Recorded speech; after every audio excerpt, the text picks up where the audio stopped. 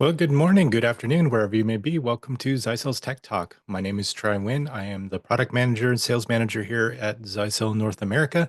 Good to have you here on the discussion topic of, hey, it's a new year. Let's look at our security, kind of our security presence here and how we're managing security in the coming year, and what kind of products and solutions that are available for you today. I think it's a new year, but there's going to be a new year of threats that are going to be out there, and we're going to be hearing it on the news. And hopefully, that's not the case for you as you use our products today. And that's what we're here to help you with, and just to talk about maybe security things, maybe best practices in a sense, things to think about while you consider enabling your customers with security. I think it's a very important topic today, especially with cyber crime, cybersecurity issues that are happening all the time, and basically taking responsibility on us as resellers and installers to make sure that your customers and your offices are protected and secured as best as possible. I think it's a very important topic there to make sure that you're just in a kind of a great security posture there in managing all of your customers today. So let's go ahead and jump right in just as a quick introduction. Also, I like to make this interactive as well. So if you do have any questions, please feel free to use the Q&A section to send me a question, and I will try to answer them while we go through the presentation as well. And if you don't have any questions until the end, there's also going to be time for that if we have a few minutes there to answer any questions as well. So Zyxel Networks, we've been around now 35 years. We just celebrated our 35th anniversary here. 100 million devices creating global connections worldwide. Over a million businesses use Zyxel solutions today. We have over 700 employees within the Zyxel network branch of Zyxel, and serving in 150 different global markets today. We are trusted to deliver connectivity to millions of people around the world with a lot of different brands that utilize our solutions today. The things that you can recognize there. And we also partner with some industry leaders out there. We know that we can't do everything ourselves, so we depend upon partners and partner solutions integrated into our products to provide some of the best functionality out there. Also, being able to deliver those solutions either the cloud or through different types of verticals like wireless or maybe audio visual or hospitality type networks. So we partner with those type of customers that you see here today. That's just a small representation of that. And we are a channel company. We're a channel friendly branch here at Zyxel Networks. And we have dedicated account managers that help to manage you and your customers. So we're here to be your pre-sales, post-sales, uh, distribution, contact, help, whatever it may be for special pricing, deal registrations, all of that. We're here to help coordinate that, even down to the tech support side of it too. So reach out to David, Andy, or Jacob. You can see their regions that they manage over there, Canada, and the East for David. The West is managed by Andy, and the Central region is managed by Jacob. And you see those states there. We provide a comprehensive portfolio, end-to-end network delivery, so a complete solutions from security appliances, wireless solutions, Ethernet LAN connectivity with PoE and multi-gig, access gateways with hotspot functionalities, and then different ways of network management, either in a standalone mode or within our Nebula cloud platform. And that's kind of our preferred method for most of our customers today. So jumping into the topic at hand, it's a new year, and I think it's time for us to always have this resolution of being prepared. Because today attacks continue, and the more they become more and more sophisticated, especially now we're dealing with AI. Good things I always see in the world end up becoming used for bad or for evil, and so there are times where AI in itself is a good thing, but it could be used in nefarious ways. So that being able to use that to attack, networks or to try to get information out of different networks or maybe unaware devices, things like that. So with the rise of, the bring your own device to the business, most of us connect maybe our phones to the Wi-Fi at work. Maybe we have tablets and such, or we're kind of transient workers now, where we are working from home, from the office, from a hotel, from a hotspot, from a coffee shop. We're moving around within, the world of networking and doing business wherever we are. And so that becomes a potential threat, potential vector where uh, things can get compromised, and you may end up bringing that back home into the office, right? Maybe your office in itself is protected, usually from the outside in, but a lot of times the threats happen within the land side. So medium, small businesses especially need some sort of solution that's inexpensive, that's efficient, and can help protect, similar to an enterprise type class solution. Today, I mean, in the enterprise, they have the budget to have IT people that will constantly. This is their only job, to really take care of that network and network threats, and that's really what they need to do. But in a small business sense, maybe the owner is the tech support, is also the IT manager.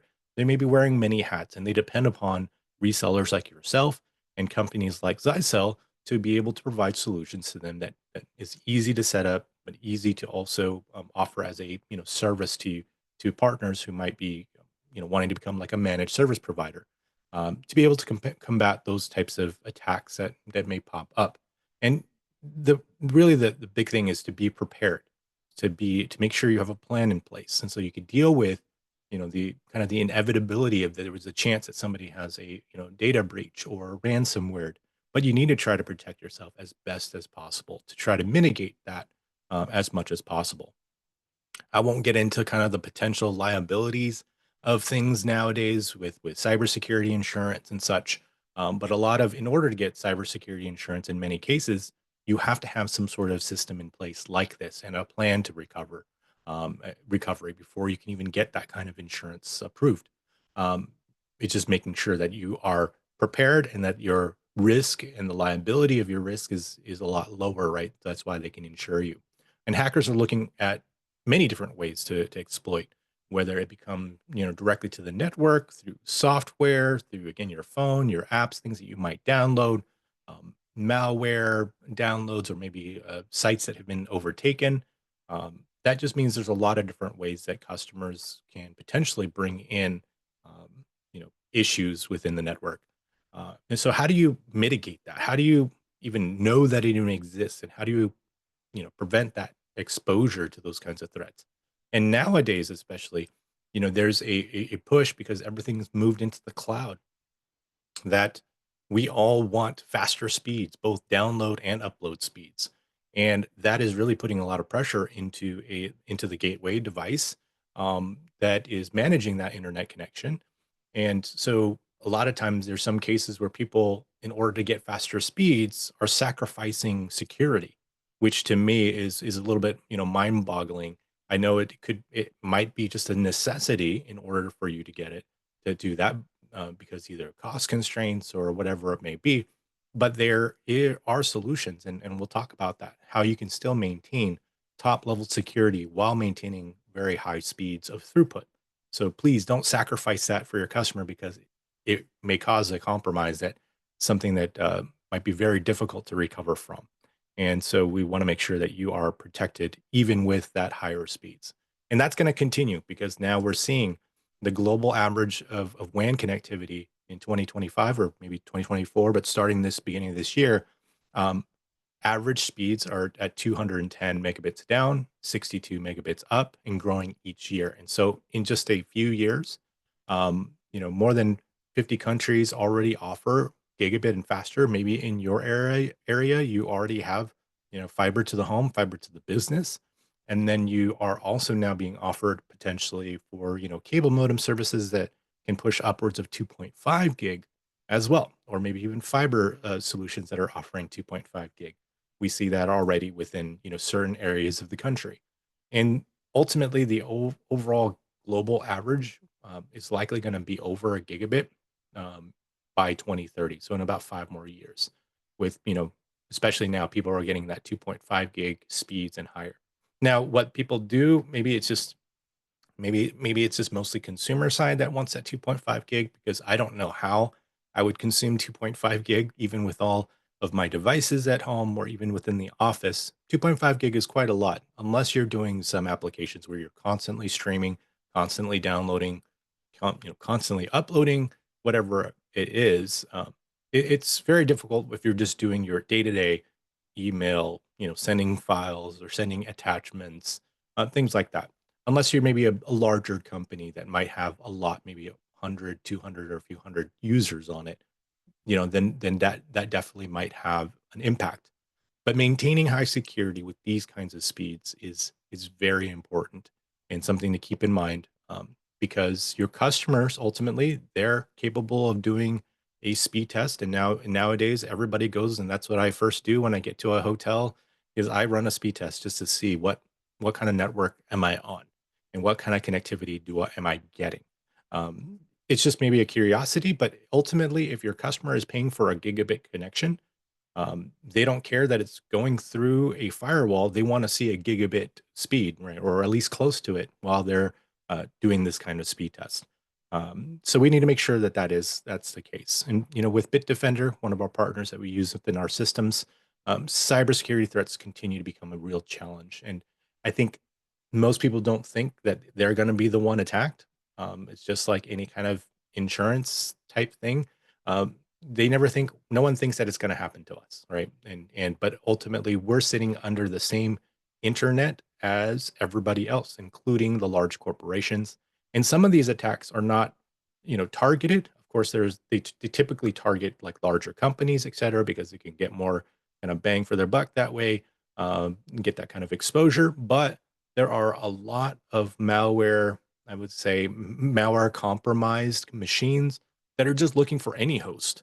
There are, you know, um, there are just things that are out there that are just constantly just looking. I mean, many of us who have installed a firewall immediately know that once you put a firewall in place, you start getting logs, attacks, and things like that, all coming to the device.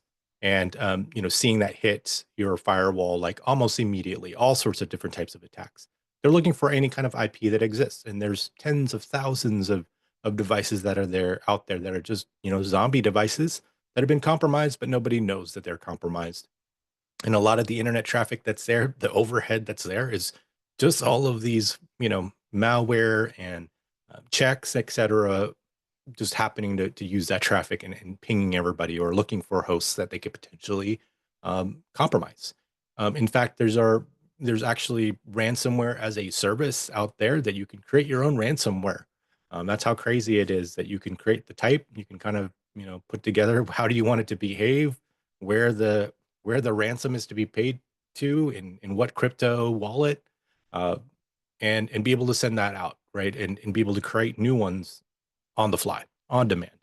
So that's kind of the world that we live in today. And how do we deal with those kinds of challenges, especially bringing in different types of IoT devices within the network.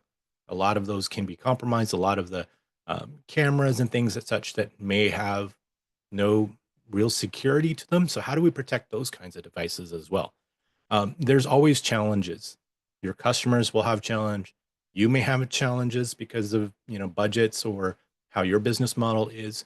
But everybody wants to move to that managed service side of the business because it kind of sets the bar, kind of sets the known price per se.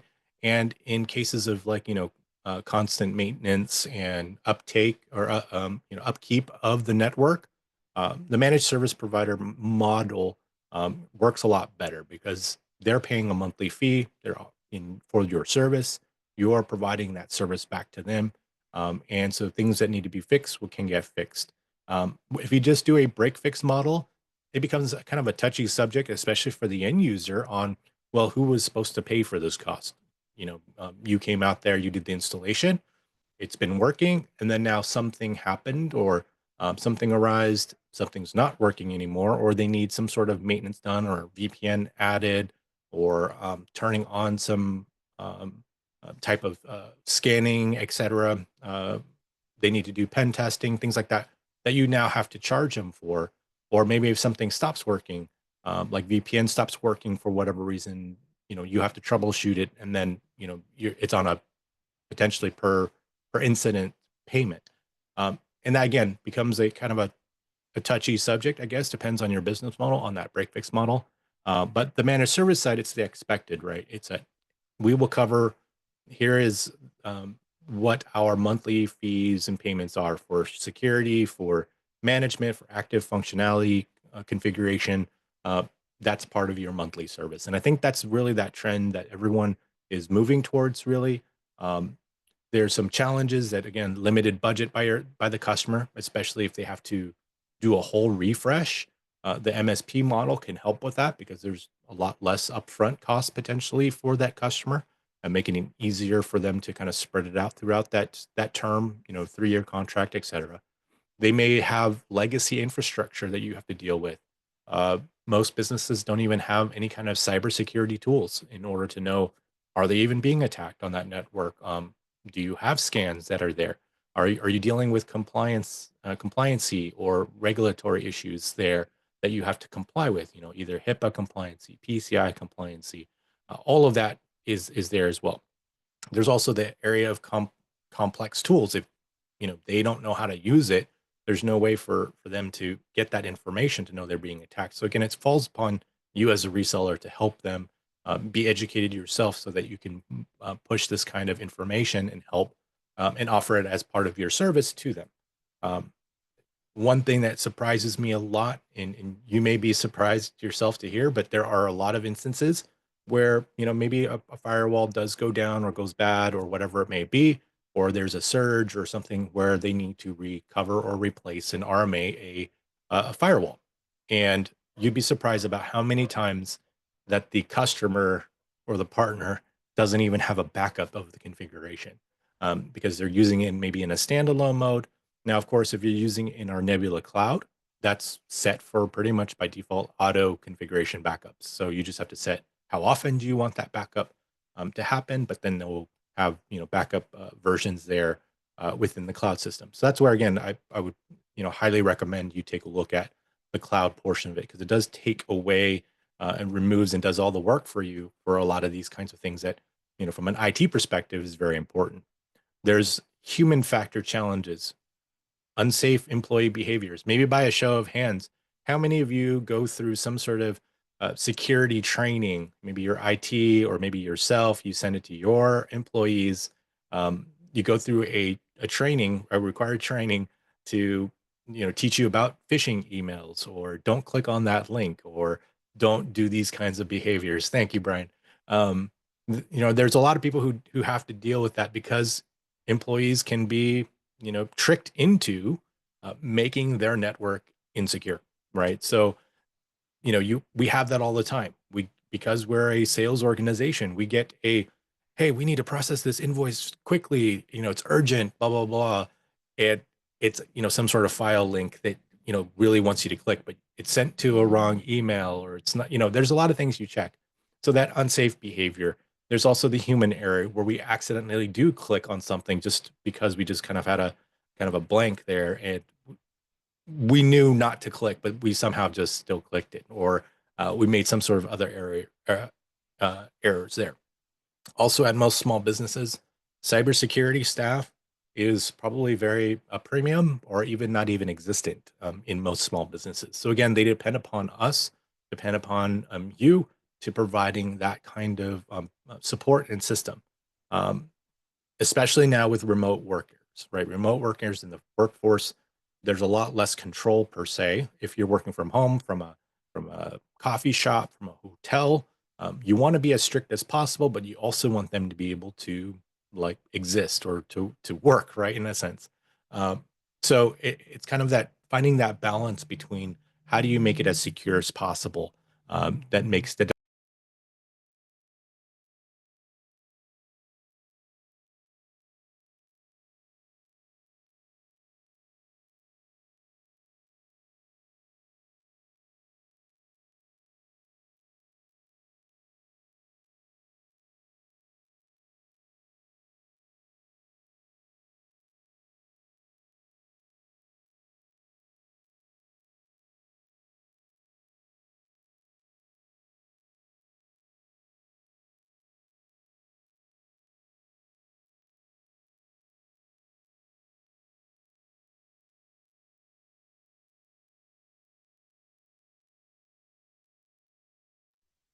thank you. Thank you, John. Thank you, guys. Thank you, everyone. Yeah, I accidentally clicked the button and it auto muted me. So yeah, increases in spend in these areas of data loss, training for cybersecurity personnel. There's a lot of spend on employee cybersecurity awareness, cloud-based security solutions, mobile security applications, identifying applications and then managing them, maybe even blocking them, and then using AI to do some of that cybersecurity automation. So that's a lot of where we see a lot of the trends moving overall within the kind of the space of cybersecurity. But ultimately, I think it still falls upon us as resellers and as vendors, as a manufacturer of a security appliance, to how do we make it as easy as possible, but cover as much as possible. Right? There's a lot of things, a lot of layers that can be managed, and of course, I think especially in the U.S., it's become a lot more apparent, a lot more. We've been asked about this a lot about NDAA and TAA compliant SKUs. So just so you know, all of our Zyxel firewalls, switches, and access points are NDAA compliant, and there are select models that are TAA compliant. So the ones that you see here on the right side, those are all the part codes that you specifically say USAM on it. You'll see it within unless it's specifically here that doesn't. Most all the ones that say USAM as the main Zyxel part code have are TAA compliant, meaning that they are made in Taiwan for us. And so we also have plans in the near future that all of our products will be TAA compliant as well. So that helps in terms of when you're dealing with certain vertical markets, applications that are sensitive to that. To that we have products that will fulfill those needs in those spaces. Our products from the security side, we use also smart cloud intelligence, being able to provide this information on technologies, discovering new potential malware, viruses, etc., and sandboxing it and then sharing that within this cloud infrastructure allows for all devices around the world to take benefit of it. We also employ machine learning to evolve and grow stronger of any kind of potential attacks or issues that might be out there. So really, it helps out everyone if there's a discovery of a new virus out there and updating that database to our partners. And we do use our partners as well to providing these kinds of information and signatures within for our solutions. So being able to conquer unknown security threats. So basically making what is unknown and making it known for everybody else. So let's say, for example, there's some file that has potential threat there. It's an unknown threat. It gets put into a sandbox where it's either unpacked, it's executed, it's emulated there within there. It looks at the patterns where it might be connecting to things like that, and then identify those if they're malicious, and then provide that information to the defense intelligence there, and then be able to update our signature databases for any future updates.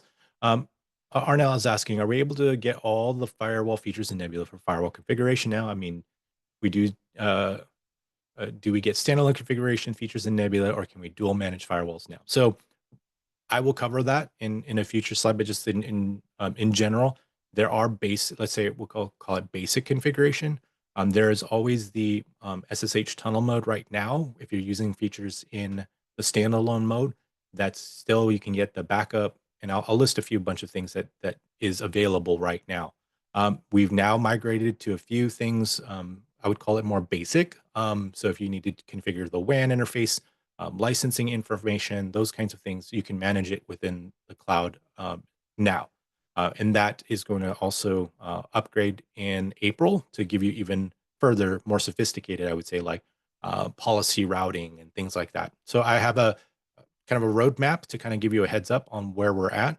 But ultimately, right now, a lot of our partners are using that SSH tunnel mode, where you still are viewing it from Nebula within your system. It's still monitoring that device.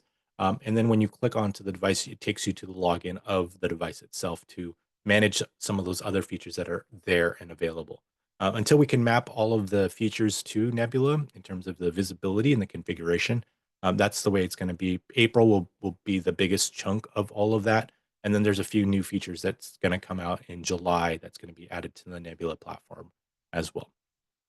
But you'll see that coming soon. Um, Global security ecosystem, right? Everything is shared within that global security ecosystem there. It's constantly evolving, constantly getting information from all the different customers. And I want to let you know, as partners, is that Zyxel is a CNA CVE numbering authority.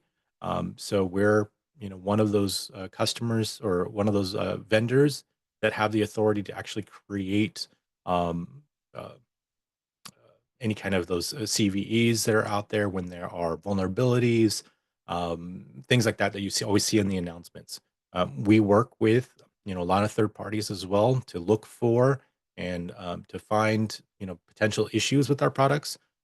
Work through this system here to notifying basically anyone and making it publicly known that these things exist and that here are all the remediation steps to take, whether it be firmware, whether it be configuration, or whether it be, however it may be. There's usually a kind of a plan of action that comes along with that. But because of that, we're able to create these official worldwide CVEs out there that you would see typically, when there is some sort of vulnerability out there. So we really take security important, and we do take ownership of that. When something is there, that's our priority, is to make sure that it is handled and fixed there. So you can use products like, again, for visibility, things like SecuReporter within the Nebula Cloud platform, or you can use SecuReporter kind of on its own, kind of a standalone if you're using it as a standalone reporting tool. It's really like a syslog type server that then digests that information from our firewalls, gives it in a graphical, informational, logging over time information, so you can analyze it to see, get a picture of what's happening on your network. This is a great tool as well to provide reporting to your customers, especially if you're providing some sort of managed service or you're trying to sell the customer on security. All of our products come with a 30-day free trial on the full UTM suite as well as SecuReporter. So there's an opportunity for you there to install a product that you enable a 30-day free trial and showcase to your customer what kind of attacks are hitting that network. Again, if you don't see it, it's hard to kind of visualize and to know, like, well, what am I paying for? Right? Is this just, kind of vaporware? Is this really blocking anything? Is it really doing anything that I'm paying, $50, $100 a month to have or subscribe to? But having this report is kind of a game changer where you then can provide it with your bill and say, hey, if you would like to continue this kind of, security services, this is what the cost would be. And here you can go, here you can sign up. But it allows for you to customize those reports as well and be able to offer that, on a monthly basis moving forward for those customers as as you're servicing them from a managed service kind of perspective. So our new USG Flex H series, like Arnell just had asked about, um, our USG Flex 700H won CRN's Tech Innovator Award for 2024, the end of the year that was announced. And so we're proud of that. Also in 2024, POR 2024 Security Solutions, we were also the champion there as well, and as well as TMCnet.com in 2022. And ICSA Labs, we continue to do and provide, test services there. So what the H series is that it's a multi-core hardware with fast path technology, allowing for us to do a lot of the security scanning that's required or really needed within a business network, and to be able to do all of those functionalities that we had kind of talked about, but while maintaining a very fast throughput. So this is bringing that gigabit kind of technology or gigabit WAN speeds into this small business space. Before this generation, you had to spend probably thousands of dollars to kind of get up to that gigabit speed to get an appliance that was fast enough to handle that kind of network speed. But now we're offering products that can provide multi-gig, 2.5 gig, and 10 gig uplinks to manage those WAN speeds, as well as versions that are built in with PoE Plus. So You'll notice in the 100 series, the USG Flex 100H and the USG Flex 200H have a PoE version that are called the USG Flex 100HP and the USG Flex 200HP. So being able to offer 2.5 and 10 gig now pushes you ahead. Maybe might be future proofing it for your customers who maybe are only sitting at gigabit, but maybe may need 2.5 gig in the future. You can plan out, which models to take in order to have that future proofing, um, be future proofing there. And all of the H series models are, I would say, independently configurable. There are certain models, especially on the lower end, we do kind of pre-assign them with some sort of entity, I guess, or port configuration, so it's easy for you to realize which one is the LAN, which one's the WAN connection. But they're independently configurable. So you can customize it how you want, which ports are which on the LAN side and the WAN side, to suit whatever you need to use it for. And then, of course, the 30-watt PoE, it's not a large budget, but it does allow for you to add maybe an IP camera, maybe a couple of IP cameras, depending on the model that has 2 ports. You can then connect maybe Wi-Fi, so you can put a Wi-Fi 7 AP off of it to give now Wi-Fi coverage, within that network, within that small office. So it can help to simplify the deployments there without having to need to get a different PoE switch just for that. Now, but of course, today's day and age, there's a wide, uh, you know, usage for PoE switching. So finding a PoE switch for your VoIP, your video, your data, your wireless access points, your IP phones, your cameras, you're probably going to need like a 24 port, 48 port switch with PoE anyways. So it's not as big a deal, but there are some cases where you might have maybe a smaller office that just needs to have a Wi-Fi connectivity within that office. You can piggyback off of that firewall in order to provide that.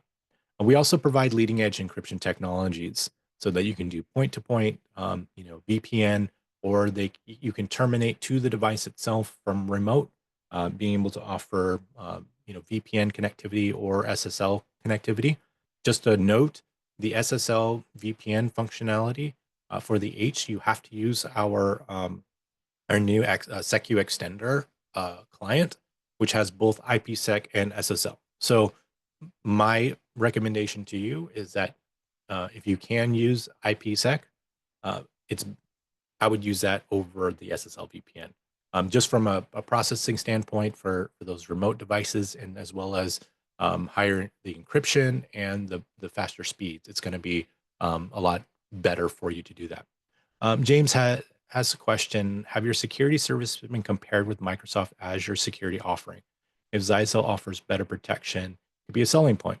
So with it is kind of like, I would say, comparable in some ways, but a lot of times the Microsoft Azure side, it's in the cloud part. So unless you're doing split tunneling, it depends on again, your business model.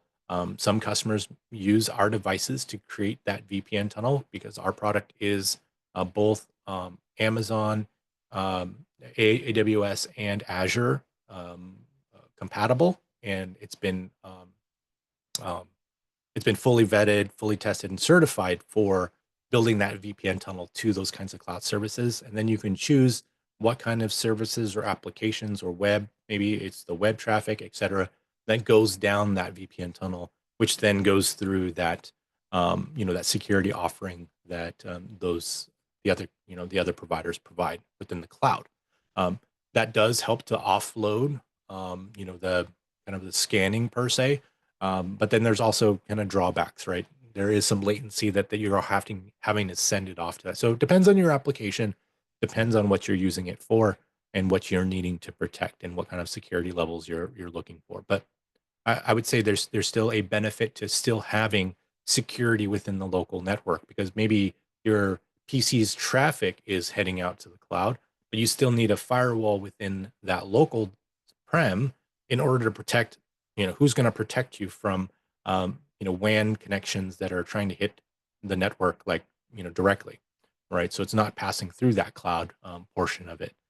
So that's something that to think about, again, to consider how much protection you need. I would say sometimes having multiple layers of protection is great because then you have a different layer of defense. Just like antivirus and malware, you still need virus and malware software on your laptops in order to remove viruses if you happen to get infected. But then the gateway would also have malware protection to be able to block at least known or initial attacks that go through there. Donald does ask a question. Will all the VPN connections now go over SSL instead of L2TP over IPsec? Um, it still will support L2TP over IPsec. We just don't recommend it because it typically is um, not as secure. But I know some devices, that's the only way that they can create a VPN. And so that's again the option that you kind of have to choose. But I would prefer that most devices nowadays can support some form of IPsec now, whether it might be an extra app that you have to download or some sort of software. Um, that's something to consider.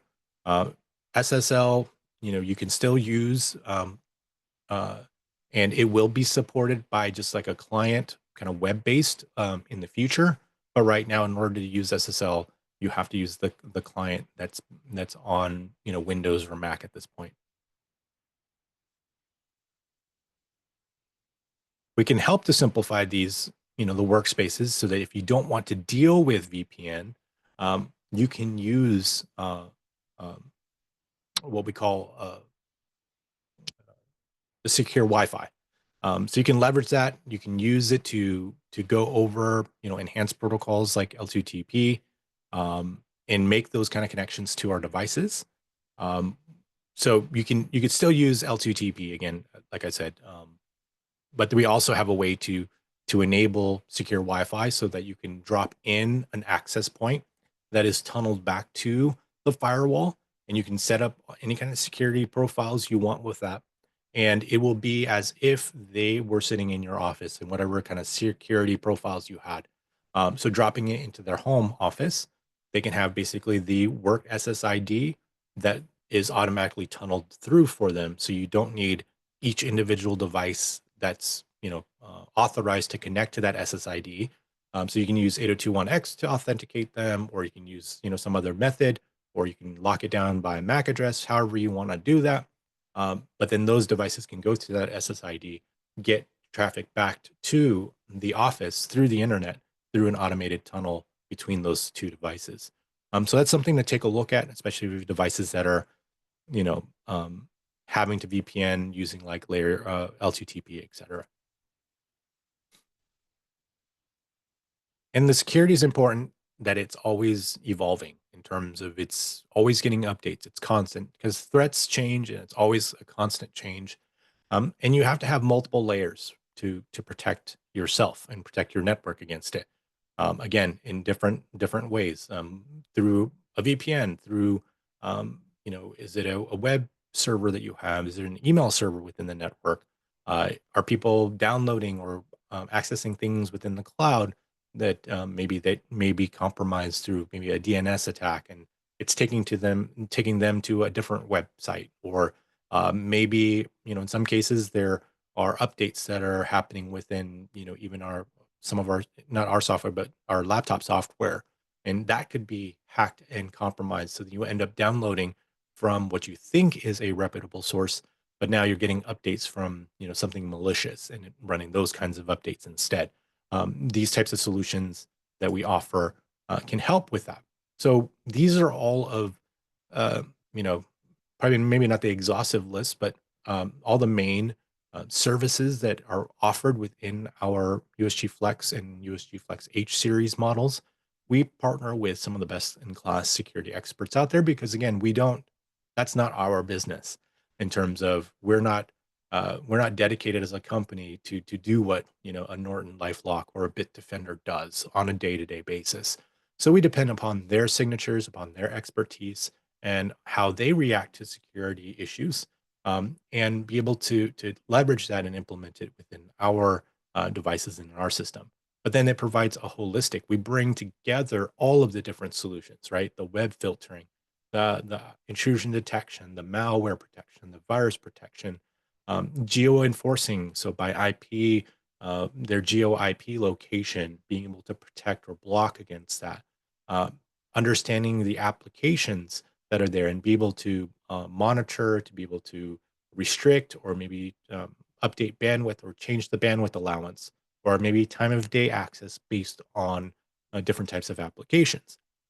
You can pretty much lock down the fact that people can use Skype during that time, or you can say Skype is only allowed during a certain office hours, or using other types of applications can only be used during certain times, or maybe if you're using Netflix app or something like that, you can say, well, you can use that outside of office hours, but we'll also throttle you down to whatever you want to be, whatever it needs to be. So again, these are tools that you can offer to your customers as an ongoing kind of service offering. And this is kind of just a quick explanation of the different types of services that we offer.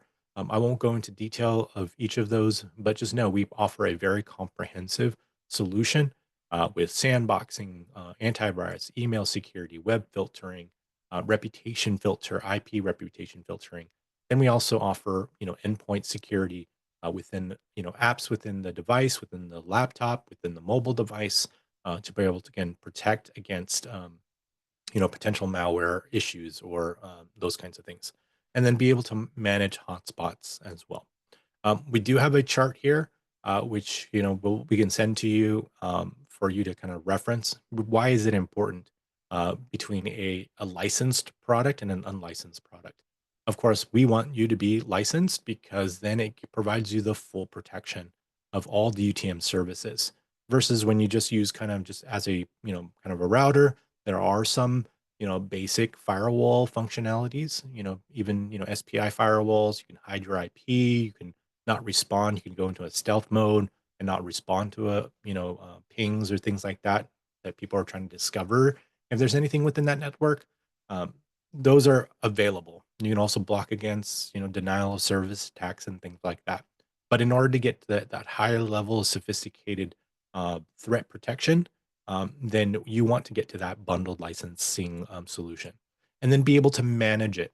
So the H series comes as a standalone first right now, but it has centralized management, a cloud management mode via Nebula. So it now has some basic Nebula management as well. I have some more details on it, but from the standalone with central management, you can monitor the device. So you can monitor the status of that. You can manage the firmware upgrade and operation of it. You can manage the firewall licenses through it. You can access the interface, the GUI, through a Nebula secure connection through that SSH tunnel mode. So you could set it up to basically click as if you were just going to the configuration menu, and it takes you to the device. And then you can now configure all the things that you want to there as well. You can then do backup and restore of those configurations. And it actually goes a little bit more. If you want to go into the pure Nebula mode, there are some basic things that you can do as a Nebula setup as well right now, and they will be in sync as well. So the things that you would configure in that Nebula mode, if you needed to configure more sophisticated things, you can just drill into it and be able to make those configuration changes, and it will still be synced within the kind of the system, the backup in the sync, but then you won't be able to just configure some of those advanced features that are in the standalone mode right now. That's coming, like I mentioned, a lot of it's coming in that April timeframe, and then kind of finishing it all up in the July timeframe.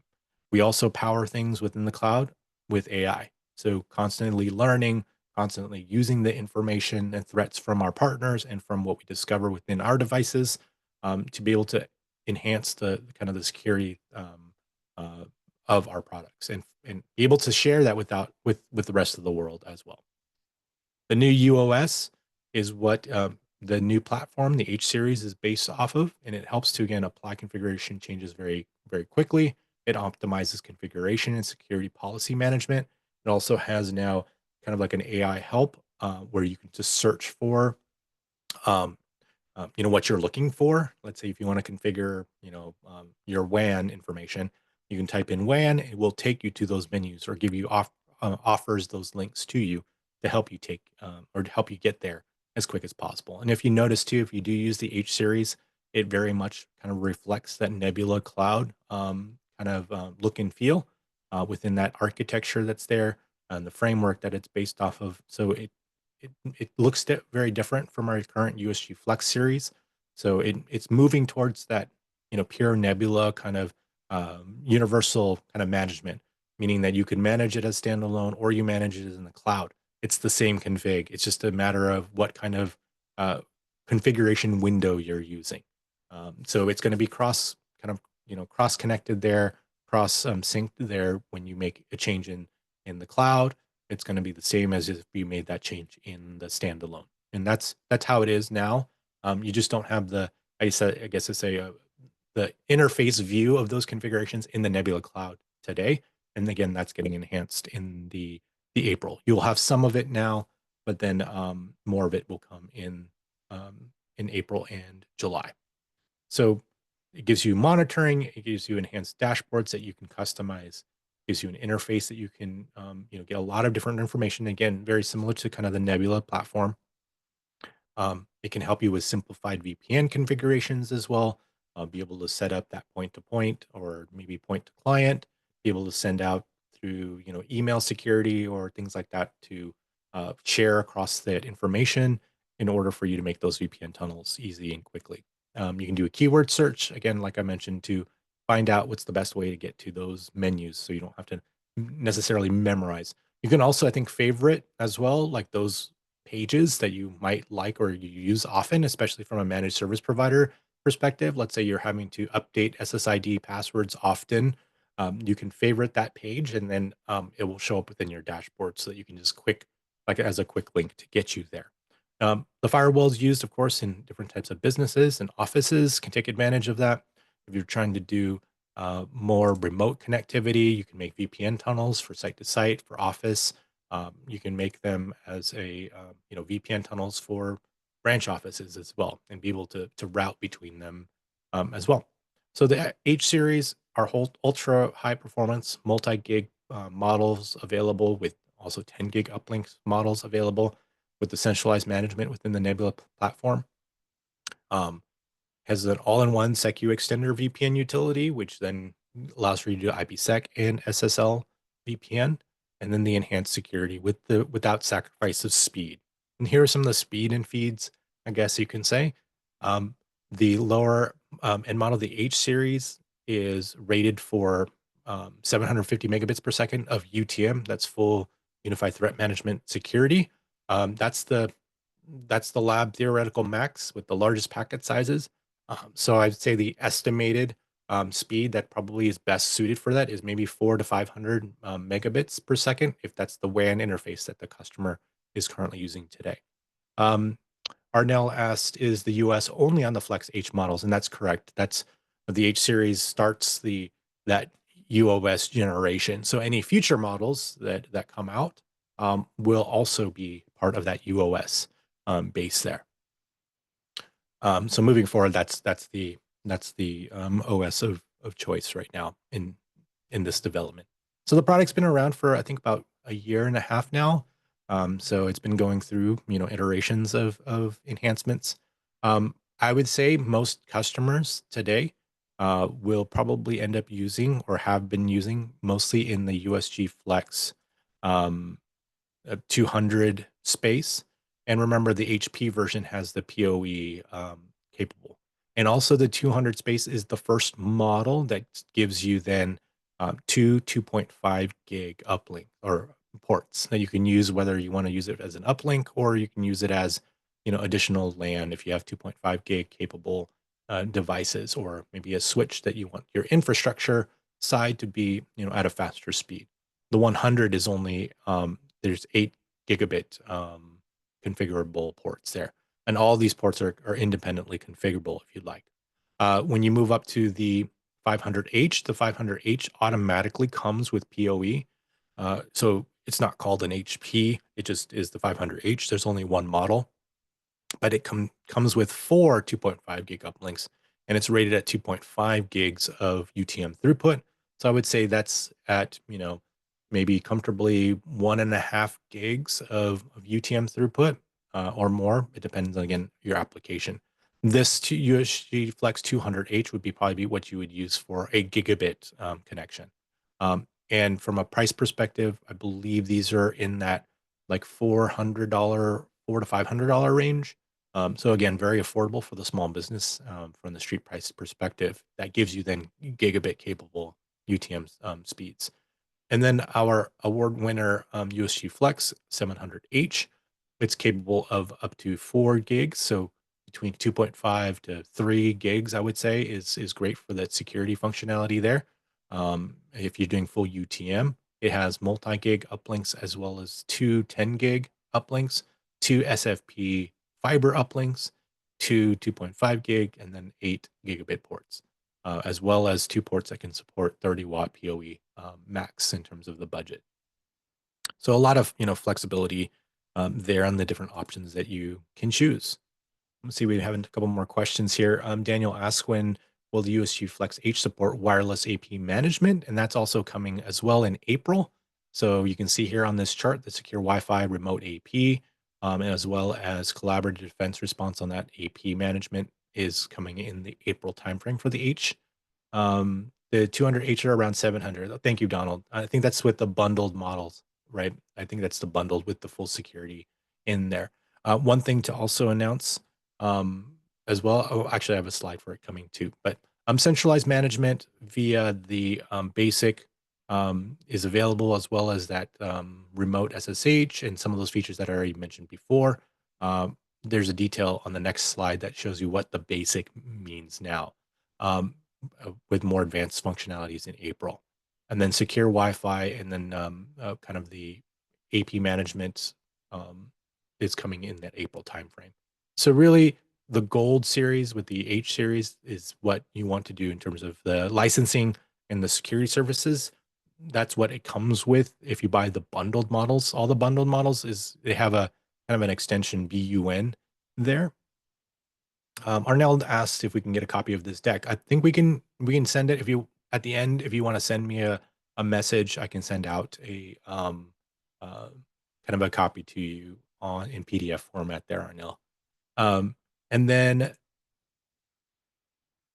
kind of our release plan to update you as well within the H series. Now, some of this can change. So obviously, as they go through it and as they do test, but this is what they are.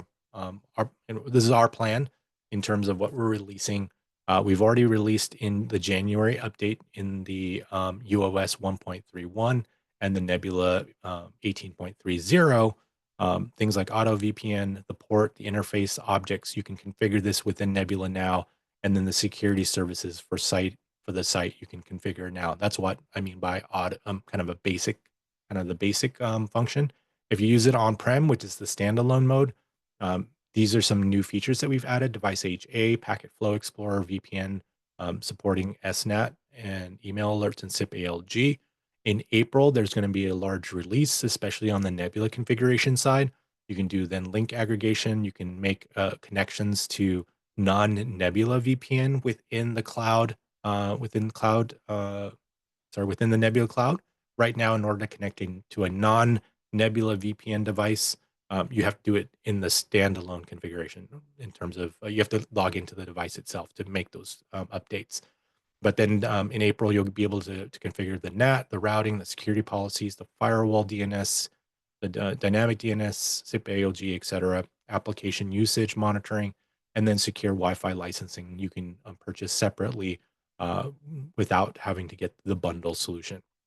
And then a bunch of other features that are, it's enabled within the standalone mode. And then in July, we're going to be, again, continue to add more features that you see here, including the support to schedule reboots, collaborative defense and response with our Wi-Fi access points, and then have different types of summary reports for that. So just a quick view of that. Again, I would say thank you for your patience as we continue to develop the product and move it forward. We know that there's a lot of customers who need that speed, so we made a product that could facilitate that on the majority of the customer base, and we know again we continue to push it forward and grow that too. So the Gold Series license comes with everything you need, as well as full Nebula Pro. So if you get a 1-year license, you'll have Pro Pack for a whole year, has secure Wi-Fi, has all the sandboxing functionalities. Um, let's see. Arnell asks, if we use standalone mode, can we convert to Nebula and vice versa without losing configuration? Correct, Arnell. That's the beauty of it, is that there is no separate configuration. Nebula is just going to be a interface GUI to get to your configuration, right? Whether it's saved in the cloud or saved on the device itself, whether you configure it, it's going to be the same configuration. So there's no longer the previous generation where you had to choose your path, whether it be standalone or in cloud mode. This, I would say, I need to stop using standalone mode because it's more about on-prem management, right? It's about you want, if you want to manage it directly on the device, you can do so. You want to manage it in the Nebula platform, you can do so. It's the same exact configuration. So that's the kind of the beauty that it's going to have. James asked, for clients still using ATP 200s, what are some security features that are missing compared to the H series? The ATP series is actually, I would say, from a security standpoint, the same, because it still has sandboxing, it has IP reputation filtering, all of that. The thing that it's missing is the speed, right? Even current USG Flex today, if you add the gold security license bundle, it will be the exact equivalent to the ATP 200. So if you took a USG Flex 200 today and added gold license bundle, which actually, if you buy the bundle today version, it does come with gold already. It will be exactly the specs and feeds and functionalities of an ATP 200. The H series, so if you get a USG Flex 200H bundle with gold, it will be the same functions as the ATP 200, except it's going to be outperforming it. It's going to be able to push you to that gigabit UTM license. Whereas in order for you to get that gigabit before, you would have to upgrade to like an ATP 700 to kind of get that kind of throughput. So, it will cut the cost for those customers. Does H series support multi-factor today? It does support in certain areas. I have to double check if it's, I know they've been adding multi-factor authentication, but I need to find out which level. I think it's on the VPN side that's been missing, but it does do multi-factor on kind of the admin side of things. But I will double check with that, Daniel. Thank you for that question. Now, before, you were able to buy kind of a hardware only device. And just so you know, we now offer in even the base H series what we call Essential Pack. It basically gives you some level of security. It gives you, uh, it gives you like DNS security. It does IP reputation, DNS threat filtering, things that you may kind of on the base level at least have some sort of security on top of your SPI firewall functionality. And it gives you then cybersecurity monitoring. And so you can give you that information of what kind of attacks that might be hitting your devices from an IP perspective, and be able to find those kinds of information. But of course, we want you to get to the licensing side so you can get the full blown security package there. Let's see, Mark asked another question. Will you be able to export configurations from the USG Flex 500? So that's going to be the beauty. You guys are perfect. Look, this is my next slide, Mark. You're like reading my mind, because my next slide is that we've just launched an automated configuration migration tool. It allows for you to go from a USG Flex 500 to go to a USG Flex, 500H, let's say. You wouldn't necessarily need to go to the 700H. I'll double check if you can make that jump. They're very similar, the 500 and the 700, to see if there's that option. The configuration tool is live today. And so I will ask our HQ if there is a way to get from the Flex 500 to the 700. The configuration files for the H series are fairly universal. The goal that we have is that we will be able to migrate from a USG Flex 500H. If they needed to upgrade to the 700, we could just take the configuration and put in the 700, and it will help. It would migrate them to the 700. Universally, that's what we wanted to do, because then that way you can just have a migration path. Whether the customer starts with the 100 and then ends up at a 700, they can take that path as needed. And then I think a very important piece of information. I know I'm kind of getting long here, but and this is very important. We have a commitment to security. Especially, maybe some of you may think about, like, if there's an EOL of the product, what happens? What happens to support? What happens to development? What happens to the security licenses? So uh, I can tell you and announce to you that if we EOL a product on the security product, so that just know that this is from the security perspective, we will support the development and the development of features for up to 2 years after that end of life, and then we will then support the licensing function, so the security licenses, any vulnerabilities, for 5 years. So just think about it. If there's an EOL of a product today on the security side, we will support any kind of vulnerabilities, any kind of security license functions, as long as 5 years, right? Or up to the 5 years there. So as long as you can continue to put security licenses on the device, which is 5 years after EOL. That's part of our lifetime warranty, is that 5 years after end of life is our support. So from a security perspective, you sold today, you wouldn't have to, and we EOL'd it, your customer could enjoy that hardware and the software and the security functionalities, and know that any kind of issues that happens in the future over the next 5 years, we will cover that, and we will maintain that. If we're going from an EOL Nebula device to a new HP, will migration tool work if the old box is no longer covered by gold? It will just then it would just then take the licensing of the gold there, Donald, from that perspective. It inherits, since if you already have the gold on the new device, it's gonna kind of add on to whatever you have currently there. Where's the migration tools? So if you go to the product page, let's say go to the USG Flex 200H page, at the very bottom, there is a configuration. It'll say like USG configuration or configurator. And so end of development, when we say if we say end of sales, it's going to be, we're not going to offer that for sale anymore. We're going to stop end of development after 2 years. So there might be no more like new features, enhancement, things like that. But from a vulnerability perspective, there's security vulnerabilities that can impact the system. We're going to address it all the way to that 5-year mark, as well as the licensing services, signature updates, et cetera, will also continue for 5 years.